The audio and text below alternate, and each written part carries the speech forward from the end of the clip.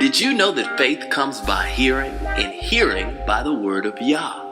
My goal is to bless you with the Word. Listen to it while you're driving. Listen to it while you're walking along the way. Listen to it when you lay down at night. Listen to the Word. Deuteronomy chapter 16 verse 18 through chapter 21 verse 9.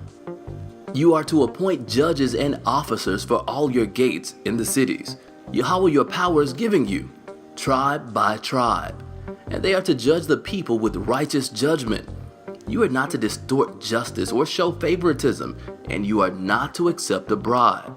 For a gift blinds the eyes of the wise and twists the words of even the upright. Justice, only justice you must pursue, so that you will live and inherit the land Yahweh your power is giving you.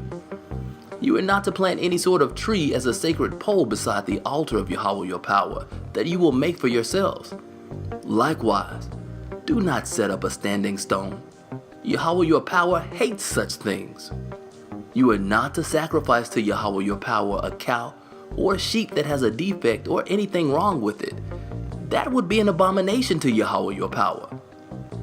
If there is found among you within any of your gates in any city that Yahweh your power gives you, a man or woman who does what Yahweh your power sees as wicked, transgressing his covenant by going and serving other powers and worshiping them, the sun, the moon, or anything in the sky, something I have forbidden, and it is told to you, or you hear about it, then you are to investigate the matter diligently. If it is true, if it is confirmed that such detestable things are being done in Israel, then you are to bring the man or woman who has done this wicked thing to your city gates and stone that man or woman to death. The death sentence is to be carried out only if there was testimony from 2 or 3 witnesses. He may not be sentenced to death on the testimony of only one witness. The witnesses are to be the first to stone him to death. Afterwards, all the people are to stone him. Thus, you will put an end to this wickedness among you. If a case comes before you at your city gate which is too difficult for you to judge concerning bloodshed, civil suit, personal injury, or any other controversial issue, you are to get up, go to the place which Yahweh your power will choose, and appear before the Kohanim who are Levium, and the judge in office at the time. Seek their opinion, and they will render a verdict for you. You will then act according to what they have told you there in that place which Yahweh will choose. You are to take care to act according to all their instructions, in accordance with the Torah they teach you. You are to carry out the judgment they render, not turning aside to the right or the left from the verdict they declare to you. Anyone presumptuous enough not to pay attention to the Kohen appointed there to serve Yahweh your power or to the judge, that person must die. Thus you will exterminate such wickedness from Israel. All the people will hear about it and be afraid to continue acting presumptuously. When you have entered the land Yahweh your power is giving you, have taken possession of it and are living there, you may say, I want to have a king over me, like all the other nations around me. In that event, you must appoint as king the one whom Yahweh your power will choose. He must be one of your kinsmen. This king you appoint over you. You are forbidden to appoint a foreigner over you who is not your kinsman. However, he is not to acquire many horses for himself or have the people return to Egypt to obtain more horses, inasmuch as Yahweh told you never to go back that way again. Likewise, he is not to acquire many wives for himself, so that his heart will not turn away, and he is not to acquire excessive quantities of silver and gold. When he has come to occupy the throne of his kingdom, he is to write a copy of this Torah for himself in a scroll, from the one the Kohanim and Levium use.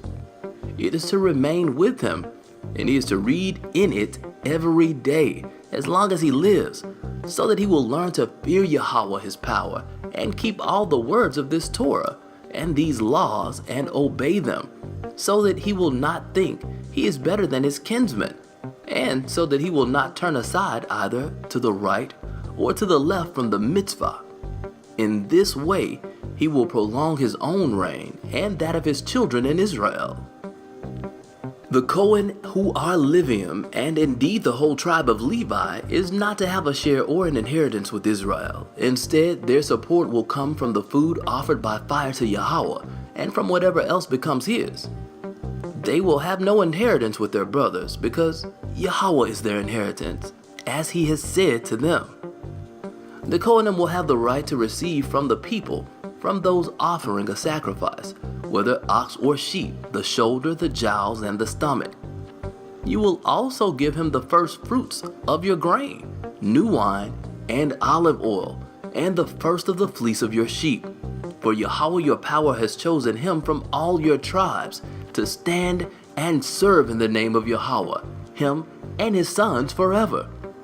If a Levi from one of your towns anywhere in Israel where he is living comes, highly motivated, to the place which Yahweh will choose, then he will serve there in the name of Yahweh his power, just like his kinsmen the Levium who stand and serve in the presence of Yahweh. Such a Levi will receive the same share as they do, in addition to what he may receive from selling his inherited ancestral property.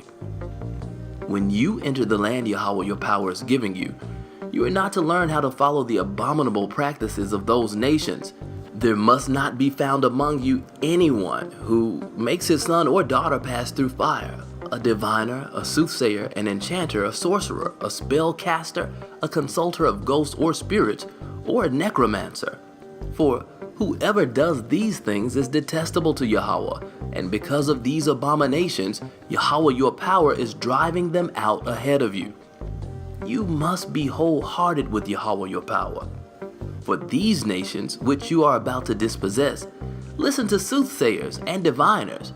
But you, Yahweh your power, does not allow you to do this. Yahweh will raise up for you a prophet like me from among yourselves, from your own kinsmen. You are to pay attention to him, just as when you were assembled at Horeb and requested Yahweh your power. Don't let me hear the voice of Yahweh my power anymore, or let me see this great fire ever again. If I do, I will die. On that occasion, Yahweh said to me, they are right in what they are saying. I will raise up for them a prophet like you from among their kinsmen.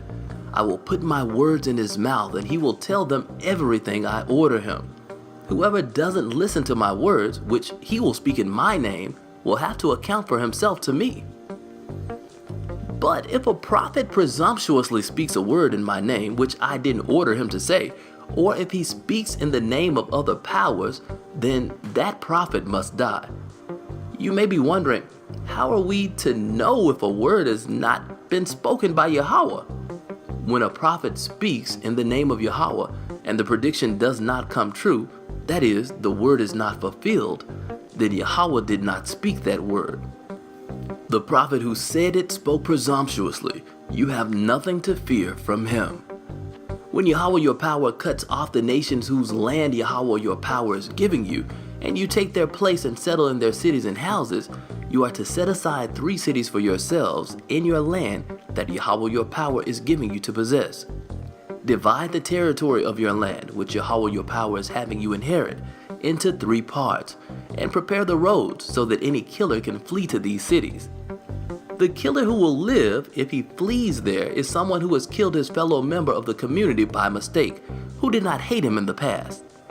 An example would be if a man goes into the forest with his neighbor to cut wood and takes a stroke with the axe to fell a tree, but the head of the axe flies off the handle, hits his neighbor, and kills him. Then he is to flee to one of these cities and live there. Otherwise, the next of kin avenger, in the heat of his anger, may pursue the killer, overtake him because the distance to the city of refuge is long, and strike him dead, even though he didn't deserve to die, inasmuch as he hadn't hated him in the past. This is why I am ordering you to set aside for yourselves 3 cities. If Yahweh your power expands your territory as he swore to your ancestors that he would, and gives you all the land he promised to give to your ancestors, provided you keep and observe all these mitzvot I am giving you today, loving Yahweh your power and always following his ways, then you are to add 3 more cities for yourselves, besides these 3, so that innocent blood will not be shed in the land Yahweh your power is giving you as an inheritance, and thus blood guilt be on you. However, if someone hates his fellow member of the community, lies in wait for him, attacks him, strikes him a death blow, and then flees into one of these cities, then the leaders of his own town are to send and bring him back from there and hand him over to the next of kin avenger to be put to death. You are not to pity him. Rather, you must put an end to the shedding of innocent blood in Israel. Then things will go well with you. You are not to move your neighbor's boundary marker from the place where people put it long ago, in the inheritance soon to be yours in the land Yahweh your power is giving you to possess. One witness alone will not be sufficient to convict a person of any offense or sin of any kind. The matter will be established only if there are 2 or 3 witnesses testifying against him.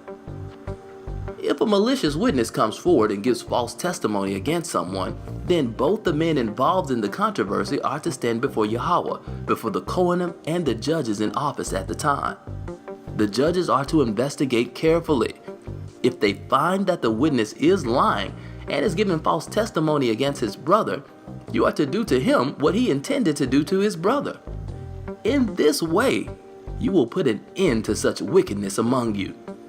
Those who remain will hear about it, be afraid, and no longer commit such wickedness among you. Show no pity. Life for life, eye for eye, tooth for tooth, hand for hand, foot for foot. When you go out to fight your enemies and see horses, chariots, and a force larger than yours, you are not to be afraid of them, because Yahweh your power, who brought you up from the land of Egypt, is with you. When you are about to go into battle, the Kohen is to come forward and address the people. He should tell them, "Listen, Israel, you are about to do battle against your enemies. Don't be faint-hearted or afraid. Don't be alarmed or frightened by them, because Yahweh your power is going with you to fight on your behalf against your enemies and give you victory." Then the officials will speak to the soldiers. They are to say, "Is there a man here who has built a new house but hasn't dedicated it yet? He should go back home now. Otherwise, he may die fighting and another man will dedicate it. Is there a man here who has planted a vineyard but hasn't yet made use of its fruit? He should go back home. Otherwise, he may die fighting and another man will use it. Is there a man here who is engaged to a woman but hasn't married her yet? He should go back home. Otherwise, he may die fighting and another man will marry her." The officials will then add to what they have said to the soldiers. "Is there a man here who is afraid and faint-hearted? He should go back home. Otherwise, his fear may demoralize his comrades as well." When the officials have finished speaking with the soldiers, commanders are to be appointed to lead the army. When you advance on a town to attack it, first offer it terms for peace. If it accepts the terms for peace and opens its gates to you, then all the people there are to be put to forced labor and work for you. However, if they refuse to make peace with you but prefer to make war against you, you are to put it under siege. When Yahweh your power hands it over to you, you are to put every male to the sword. However, you are to take his booty for yourself, the women, the little ones, the livestock, and everything in the city, all its spoil. Yes, you will feed on your enemy's spoil, which Yahweh your power has given you. This is what you are to do to all the towns which are at a great distance from you, which are not the towns of these nations. As for the towns of these peoples, which Yahweh your power is giving you as your inheritance, you are not to allow anything that breathes to live. Rather, you must destroy them completely: the Hittite, the Amorite, the Canaanite, the Perizzite, the Hivite, and the Yebusite, as Yahweh your power has ordered you, so that they won't teach you to follow their abominable practices, which they do for their powers, thus causing you to sin against Yahweh your power. When, in making war against a town in order to capture it, you lay siege to it for a long time, you are not to destroy its trees, cutting them down with an axe. You can eat their fruit, so don't cut them down. After all, are the trees in the field human beings, so that you have to besiege them too? However, If you know that certain trees provide no food, you may destroy them and cut them down in order to build siege works against the town making war with you until it falls. If in the land Yahweh your power is giving you to possess, a murder victim is found lying in the countryside, and the perpetrator of the murder is not known, then your leaders and judges are to go out and measure the distance between it and the surrounding towns. After it has been determined which town is the closest, the leaders of that town are to take a young female cow that has never been put to work or yoked for use as a draft animal. The leaders of that town are to bring the heifer down to a vadi with a stream in it that never dries up, to a place that is neither plowed nor sown, and they are to break the cow's neck there in the vadi. Then the Kohanim who are Levium are to approach, for Yahweh your power has chosen them to serve him and to pronounce blessings in the name of Yahweh. They will decide the outcome of every dispute and matter involving violence. All the leaders of the town nearest the murder victim are to wash their hands over the cow whose neck was broken in the vadi.